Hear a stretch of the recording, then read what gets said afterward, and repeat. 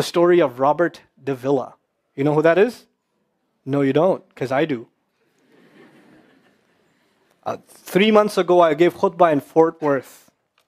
I haven't been to that masjid in 4 or 5 years, and they invited me for some reason, and I went.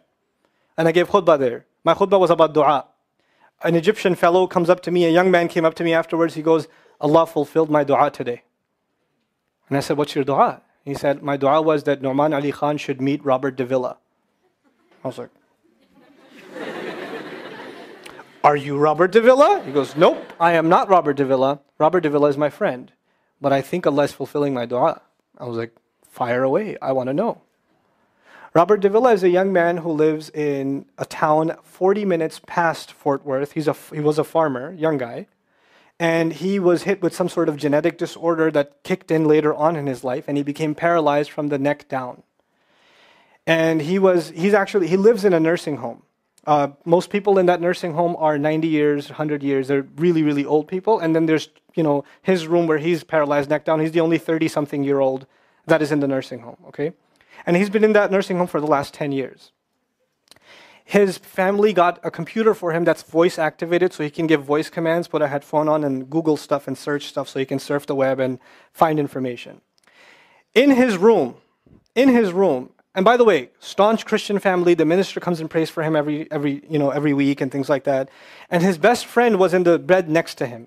One of his best friends. He became best friends because he met him at the nursing home. This person was also paralyzed and he needed a new liver. Okay? A liver transplant. He was waiting for a liver transplant. And they used to talk about, God and things like that all the time. They were good friends. Finally, his best friend got a call that there's a donor available for the liver. So he's so excited. He goes, Robert, I'm going to miss you, but I'm going. I've got a donor. So they take his friend and they go into the operation, and his friend died at the operating table. Now his friend, who's also a Christian, the deceased friend, his sister, took one of the amulets of his friend, a crucifix, and she gave it as a gift to Robert. This is a reminder of your old buddy. So he hung it on the side of his hospital bed. Robert Davilla lives a pretty decent life in there. The nurses take care of him. He's a happy guy. And one day he goes to sleep and he sees a man in his dream. That man says his name is Muhammad. And he says, pointing at the crucifix, God did not send messengers so they would worship the messengers. God sent messengers so you could worship God. And Jesus was just a man. He walked in the markets and he ate food. He walked in the markets and he ate food, and the dream stopped. He only knows that Jesus was just a man. He knows there's a man named Muhammad that said that to him. He said that messengers came so people could worship God and not the messengers. This is all he knows. So he starts Googling Muhammad. He finds Islam. He takes Shahada. When he takes Shahada, he wants to learn about the Quran. So he goes on these chat sessions and finds somebody needs to teach me Quran.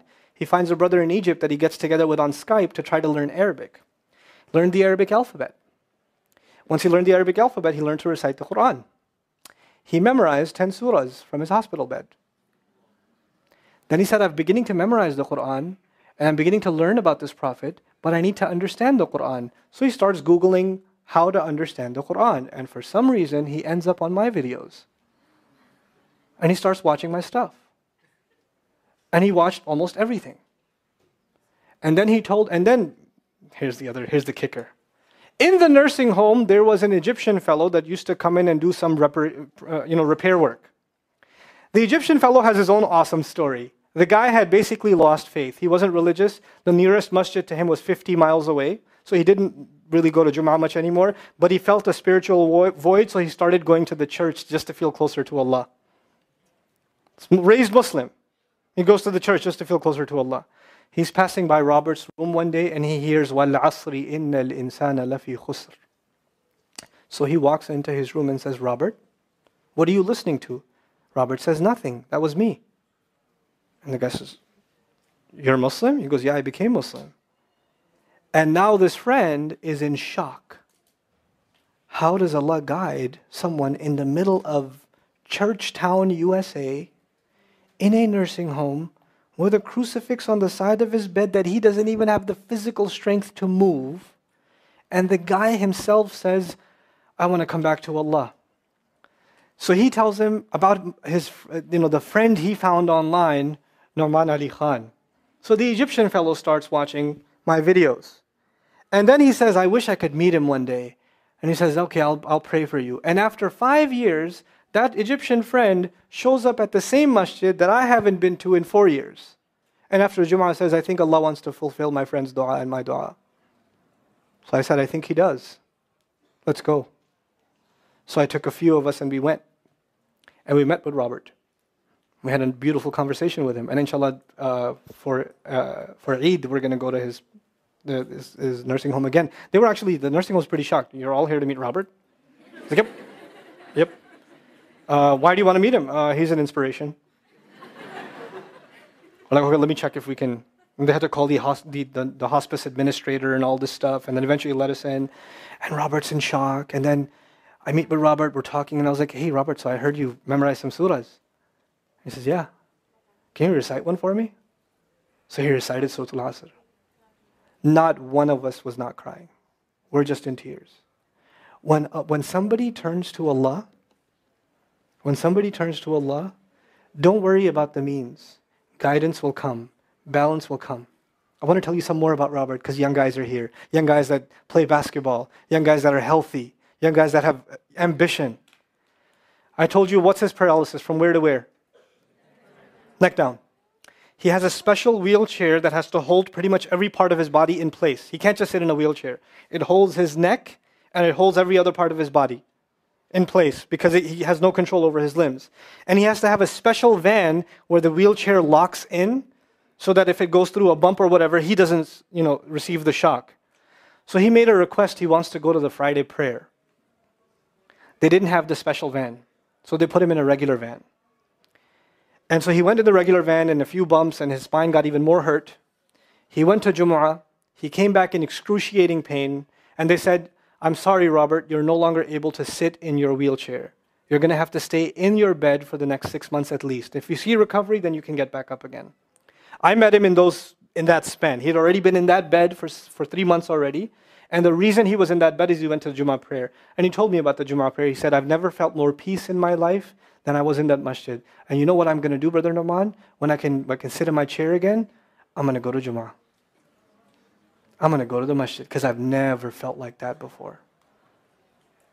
There's someone who has nothing but control over his mouth and his eyes. And he says, I only find peace in the masjid. And here we are. These masajid, I don't care what ideology, what school of thought, what they're talking about in the masjid, what fitna is there. I don't care. It's still Allah's house. Just go to pray. Don't go there to talk to people. Go there to talk to Allah. Just go to talk to Allah. You're just going for you and Allah. That's it. That's it. Other things will come, but you're not going for them. You're just going there to find peace. You'll become different people. If Allah can guide Robert Davilla, Allah guide everybody. And then he said, sometimes I wonder why Allah put me in this position. And then I say to myself, what am I kidding? Allah has given me so much. I am so grateful for what He gave me. And if this is the way He was going to bring me to Islam, it's all worth it. So worth it. You have Muslims that lose a little bit of health and they say, why is Allah doing this to me? And this man, if you would think, nowadays atheists argue because of suffering, there's no God. If one man has in a position to say, I don't believe in God. If there was a guy, why would I be in this position? It would be Robert Davilla. That guy would say, I don't believe in God. If there was one, why would I be in this mess? And yet he's in this position, and I've never seen a face with more nur. Never. I've never seen a face that has more contentment on it. He's so satisfied with life. He's so happy. He's just happy. The last 7 or 8 khutbahs I've given are actually based on one sentence each on one sentence that he said in his conversation. Is that profound? He's a teacher to me. I consider him a teacher. He's my sheikh. Somebody says, who's your sheikh? I say, Robert Davilla. Really? Is that a pizza place? Or no. The guidance is all around us. You don't have to get worried about what's not there. There's plenty there. You know what Allah did for the people of the cave? You know He even guided them in where to sleep. You know He even guided them on where to turn. As the sun was coming, they'd turn away from it. As the sun came from the other side, they'd turn the other way. Allah will guide you in your sleep when you make dua to Him. He'll even guide you in your sleep. Every toss and turn will be guided by Allah. Can you imagine? We shouldn't be skeptical in Allah's guidance. We shouldn't worry about how am I going to find balance. No, that's Allah's job to guide you. Your job is to talk to Him. Your job is to get sincere. That is the message I have for you.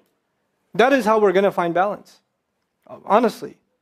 And if once you do that, once you become sincere to Allah, Allah will open doors. Allah will give you friends. Allah will give you teachers. Allah will give you access to resources, all of which are going to bring you closer and closer and closer to Him and to the truth and make life better for the people around you. This is really the gist of what I wanted to share with you. I don't want to speak longer. I've spoken too long already. I love coming back to